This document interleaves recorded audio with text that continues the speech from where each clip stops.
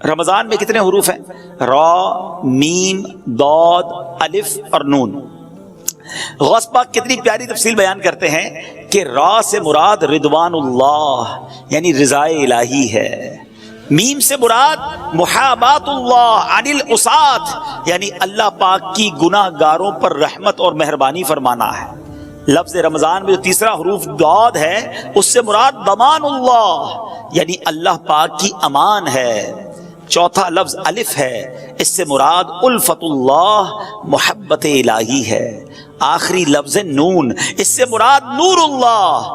سبحان اللہ، اس سے پتا چلا کہ رمضان مبارک اللہ پاک کی رضا ملنے کا مہینہ ہے، گناہ گاروں پر رحمتیں برسانے کا مہینہ ہے، اللہ کی طرف سے امان ملنے کا مہینہ ہے، اللہ پاک کی محبت نصیب ہونے کا مہینہ ہے۔ اور سنو، رمضان نور الہی ملنے کا مہینہ ہے، اتنی برکتیں ہیں۔ سبحان اللہ۔ اے میرے میٹھے اسلامی بھائیوں، حضور غوث پاک مزید کیا فرماتے ہیں؟ فرماتے رمضان کی مثال سینے میں دل جیسی ہے۔ ذرا غور کیجئے کہ پورے جسم کی موسٹ امپورٹنٹ تھنگ جو ہے وہ دل ہے۔ فرمایا رمضان کی مثال سینے میں دل جیسی ہے، دل کو نور ایمان اور نور معرفت سے زینت و خوبصورتی ملتی ہے۔ اسی طرح رمضان مبارک کو تلاوت قرآن کے نور سے آراستہ اور مزین کیا جاتا ہے۔ کیا پیاری بات فرماتے ہیں کہ رمضان کی مثال انسانوں میں انبیاء جیسی ہے، جیسے لوگوں میں نبیوں کا مرتبہ ہے نا۔ فرمایا عام مہینوں میں رمضان کی مثال جس طرح انسانوں میں انبیاء جیسی ہے۔ فرمایا کیونکہ انبیاء مجرموں کی شفاعت کرتے ہیں، رمضان بھی روزہ داروں کی شفاعت فرمائے گا۔ اچھا آگے فرماتے ہیں رمضان کی مثال شہروں میں، پوری دنیا میں کتنے شہر ہیں مگر مکہ مدینے کی بات ہی نرالی ہے نا۔ غوث پاک کہتے ہیں رمضان کی مثال شہروں میں مکہ اور مدینہ جیسی ہے کہ ان شہروں میں دجال داخل نہیں ہو سکے گا، اور رمضان مبارک میں سرکش شیطانوں کو زنجیریں ڈال کر قید کر دیا جاتا ہے۔ فرمایا ان تمام برکتوں اور فضیلتوں کے ہوتے ہوئے بھی جو شخص رمضان المبارک میں اپنی بخشش نہ کروا سکے تو اور کس مہینے میں بخشا جائے گا؟ پھر کون سا وقت آئے گا جب بخشش ہوگی؟ ہر مسلمان کو چاہیے اس ماہ مقدس میں خوب توبہ کرے، اس سے پہلے کہ توبہ کا دروازہ بند کر دیا جائے۔ ہر مسلمان کو چاہیے کہ اس ماہ مبارک میں کثرت کے ساتھ گریہ و زاری کرے، اس سے پہلے کہ رحمت کا وقت گزر جائے۔ بھائیوں بہنوں، گناہوں سے سبھی توبہ کرو، خلد کے در کھل گئے، داخلہ آسان ہے، آ گیا رمضان، عبادت پر کمر اب باندھ لو، فیض لے لو جلد، یہ دن 30 کا مہمان ہے۔ یہ موقع آ رہا ہے، یہ وقت آ رہا ہے اللہ کو راضی کرنے کا، یہ وقت ہمیں مل رہا ہے رحمتیں لوٹنے کا۔ اے میرے میٹھے اسلامی بھائیوں، آئیے کچھ احادیث کے مطابق مزید ماہ رمضان کے فضائل سنتے ہیں۔ جو بندہ ماہ رمضان کی رات میں نماز پڑھتا ہے، اللہ عز و جل اس کے ہر سجدے کے بدلے اس کے لیے 1500 نیکیاں لکھتا ہے، اور اس کے لیے جنت میں سرخ یاقوت کا گھر بناتا ہے۔ اے تراویحاں پڑھنے والوں تمہیں مبارک ہو، اے نمازیں پڑھنے والوں تمہیں مبارک ہو، اے رات میں عبادت کرنے والوں تمہیں مبارک ہو۔ ہر سجدے پر 1500 نیکیاں ہیں، اور سرخ یاقوت کا گھر مل رہا ہے۔ جو ماہ رمضان کا پہلا روزہ رکھتا ہے، ابھی تو سٹارٹ ہوتے ہی دیکھو ہے، پہلے دن اور پہلی رات سے ہی برکتوں کا کیسا حال ہے۔ فرمایا جو پہلا روزہ رکھتا ہے اس کے پچھلے گناہ معاف کر دیے جاتے ہیں۔ صبح سے شام تک 70,000 فرشتے اس کے لیے دعائیں مغفرت کرتے رہتے ہیں۔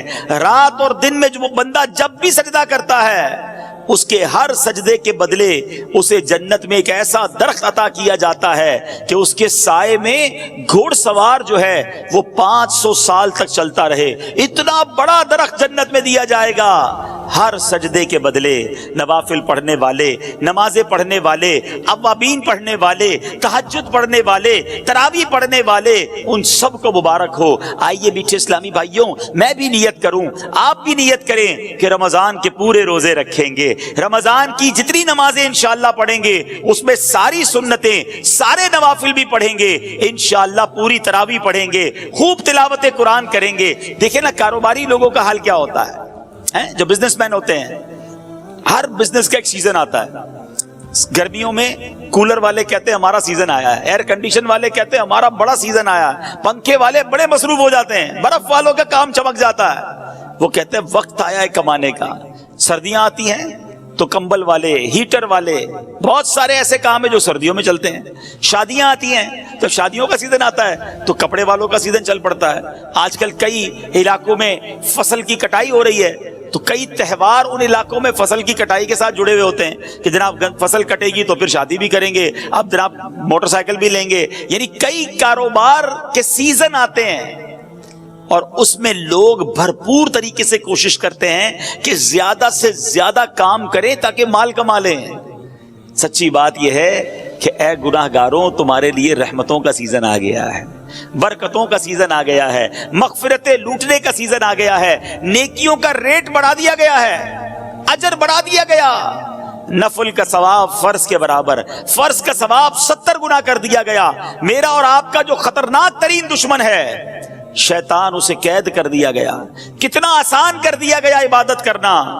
رمضان کی اہمیت سمجھنے کے لیے یہی حدیث کافی ہے کہ اللہ کے حبیب صلی اللہ تعالی علیہ وسلم فرماتے ہیں، اس کا مضمون ہے اگر میری امت کو پتا ہوتا کہ رمضان کیا ہے تو میری امت تمنا کرتی کہ سارا سال ہی رمضان ہوتا۔ اللہ اکبر۔ اے میرے بیچ اسلامی بھائیو، مولا علی شیر خدا کرم اللہ تعالی وجہ کریم کیا کمال کی بات فرماتے ہیں، جس کا مضمون ہے کہ اگر اللہ کو اس امت کو عذاب دینا ہوتا تو اللہ کریم اس امت کو رمضان اور سورہ اخلاص نہ عطا فرماتا۔ یہ آیا اسی لیے ہے کہ میں اور آپ بخشے جائیں، ہماری بخشش کر دی جائے، ہمارے گناہ معاف کر دیے جائیں۔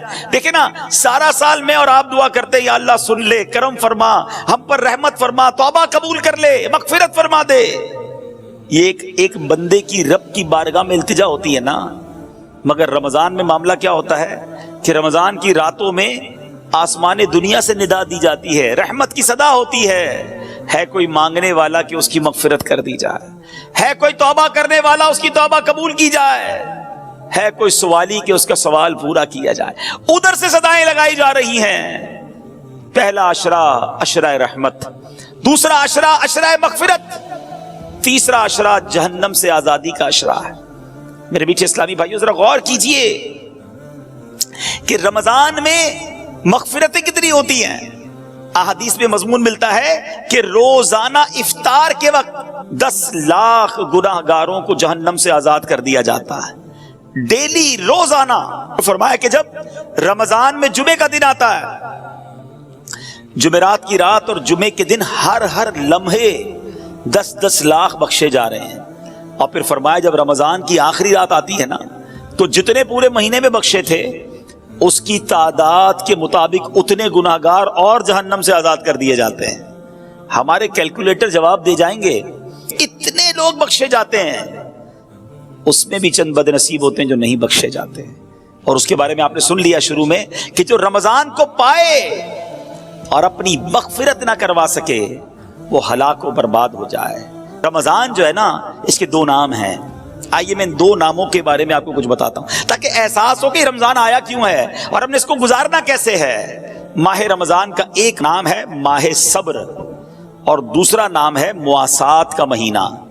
اچھا، صبر کا مہینہ، چلیں یہ تو سمجھ آتا ہے کہ کھانے پینے اور ہر وہ چیز جس سے روزہ ٹوٹ جاتا ہے اس سے صبح سے شام تک صبر کیا جاتا ہے، اس لیے اسے ماہ صبر کہتے ہیں۔ ماہ مواسات کہنا تو اس کا مواسات کس کو کہتے ہیں؟ ہمدردی اور غم خواری کا مہینہ، بھلائی کا مہینہ۔ چونکہ رمضان میں سارے مسلمانوں سے، خاص کر قریبی رشتہ داروں سے بھلائی کرنے میں زیادہ ثواب ہے، اس لیے اسے ماہ مواسات کہتے ہیں۔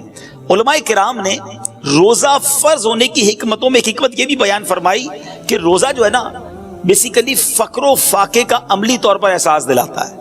پریکٹیکلی پتا چلتا ہے کہ فقر کی زندگی کیسی ہے، فاقے کی زندگی کیسی ہے، یعنی غربت کیا ہے۔ کسی کے گھر میں روز فاقے چل رہے ہیں، یہ آپ کو اور مجھے کیسے پتا چلے گا کہ فاقے میں بندہ کیسا ہوتا ہے، غربت اور فقیری میں کیسا ہوتا ہے۔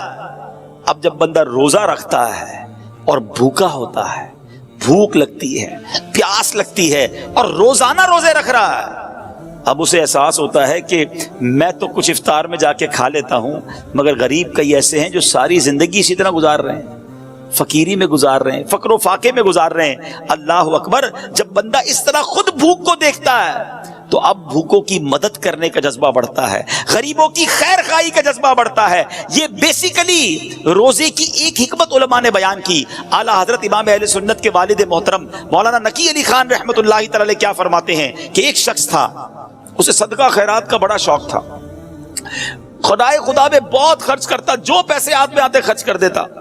اس کے رشتہ داروں کو وہ بڑا برا لگتا تھا کہ یہ پیسے بچاتا ہی کوئی نہیں ہے، ہم جو پیسے آتے ہیں اللہ کی راہ میں بانٹ دیتا ہے۔ اس کو اس کے رشتہ داروں نے بند کر دیا، قید کر دیا، کھانا پینا بھی نہیں دیا، گویا اس کو قید کی اور بھوک کی سزا دی۔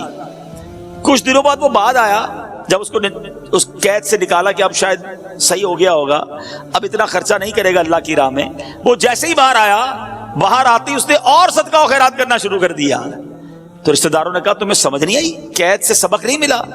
کہتا واقعی سبق ملا، پہلے تو پیسے بانٹتا تھا، بھوک نہیں دیکھی تھی، قید نہیں دیکھی تھی، تنگی نہیں دیکھی تھی، اب اندر بند ہوا تو پتہ چلا بھوک کیا چیز ہے، غربت کیا چیز ہے، تو اب تو میں اللہ کی راہ میں مزید خرچ کروں گا۔ اچھا، اس سے ایک اور بات سیکھنے کو ملی کہ روزے کی حکمت یہ ہے کہ ہم بھوکے رہیں۔ اب ادھر تو حال یہ ہے کہ بندہ سحری میں اس لیے زیادہ کھاتا ہے کہ شام تک بھوکا رہنا ہے، شام کو اس لیے زیادہ کھاتا ہے کہ سارا دن بھوکا رہا تھا، اتنی ساری آئٹمیں کہ جو پورے سال میں نہیں کھائی تھی۔ کچھ لوگوں کا تو رمضان میں وزن بڑھ جاتا ہے، ارے اللہ کے بندو روزے رکھنے تھے، تراویح پڑھنی تھی، یہ تو یعنی اتنا کھایا۔ اچھا، پھر 10-15 رمضان کے بعد آپ چیک کر لیں، ہاسپٹل میں لائن لگی ہوتی ہے، کسی کو ڈائریا ہو رہا ہے، کسی کا پیٹ خراب ہو گیا ہے، کسی کا گلا خراب۔ اچھا، 4-5-6 رمضان کے بعد آپ کو تراویح کے اندر کھانسیوں کی آوازیں آنا شروع ہو جائیں گی۔ کیوں؟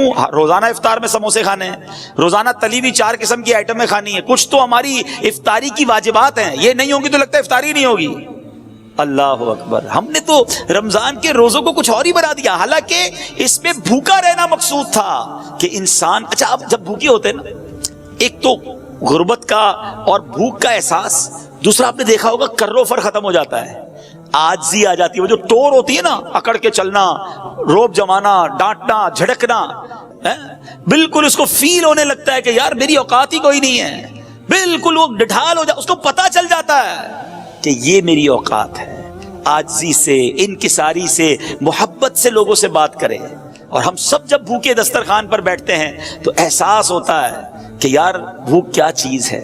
تو ہے میرے میٹھے اسلامی بھائیوں، غریبوں کی اگر غریبی کا احساس لینا ہے، بلکہ رمضان کا پراپر ایسنس لینا ہے، رمضان کا پراپر جس کو آپ کہیے کہ جو مقصود ہے وہ حاصل کرنا ہے، تو پھر انسان کو بھوکا رہنا ہے اور اس سے یہ میسج لینا ہے۔ اے میرے میٹھے اسلامی بھائیوں، اگر کوئی مالدار ہے، کہتا ہے یار اللہ نے پیسے دیے ہیں، 10 قسم کی ڈشیں سحری میں بناؤں گا، 20 قسم کی افطاری میں بناؤں گا، ٹھیک ہے آپ کھا سکتے ہیں، جائز ہے، مگر جو جس کا کہتے ہیں نا کہ اس کی اصل حکمت ہے، آپ اس سے محروم ہو جائیں گے۔ اور اگر آپ اللہ کی رضا کے لیے سادہ رہتے ہیں، کم کھاتے ہیں، بھوکے رہتے ہیں، کم سوتے ہیں تاکہ اور عبادت کر سکیں، تو میرے میٹھے اسلامی بھائیوں اس کا مرتبہ اور ہے۔ حضرت بشر حافی رحمت اللہ تعالی کے بارے میں آتا ہے، آپ کسی جگہ سردی میں بیٹھ کر سردی سے کانپ رہے تھے، اچھا پاس گرم کپڑے بھی پڑے تھے، تو کسی نے کہا حضرت اتنی سردی ہے، سردی میں کانپ رہے، کپڑے بھی پڑے ہیں آپ کے پاس، پہن لیں اس کو، سردی سے بچ جائیں گے۔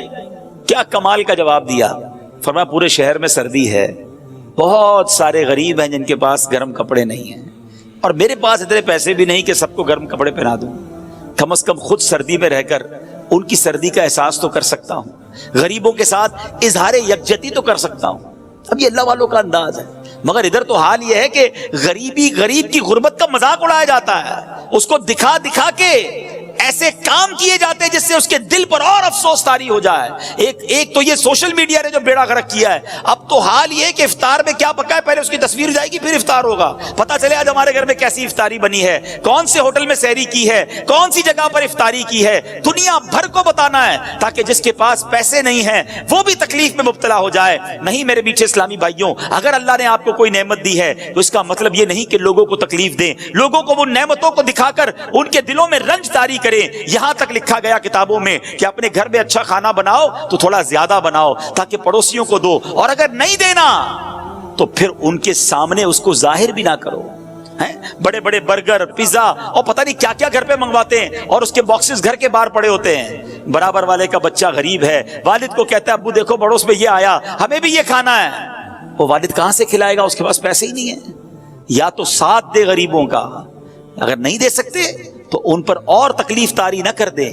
اللہ کرے کہ یہ بات سمجھ میں آ جائے۔ یہ اپنی نعمتوں کا اظہار کر کے ایک بڑا نقصان پتہ ہے کیا کرتے ہیں، اس سے آپ حسد میں مبتلا، لوگ آپ سے حسد میں مبتلا ہو جاتے ہیں، نظریں لگ جاتی ہیں لوگوں کی۔ ہر بات اللہ نے دی ہے نا آپ کو، آپ استعمال کریں، اللہ کا شکر ادا کریں۔ ضروری ہے ہر نعمت لوگوں کو بتانا ہے؟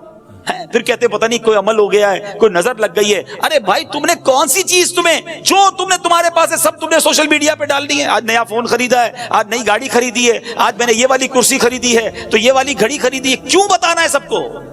بھائی پتہ بھی تو چلے نا کتنا پیسہ ہے، تو پھر بھگتیں، پھر یہ معاملات ہوں گے۔ یہ روایتوں کا مضمون ہے کہ اپنی نعمتوں کا اظہار کر کے اپنے اوپر لوگوں کی حسد کروانے سے بچو۔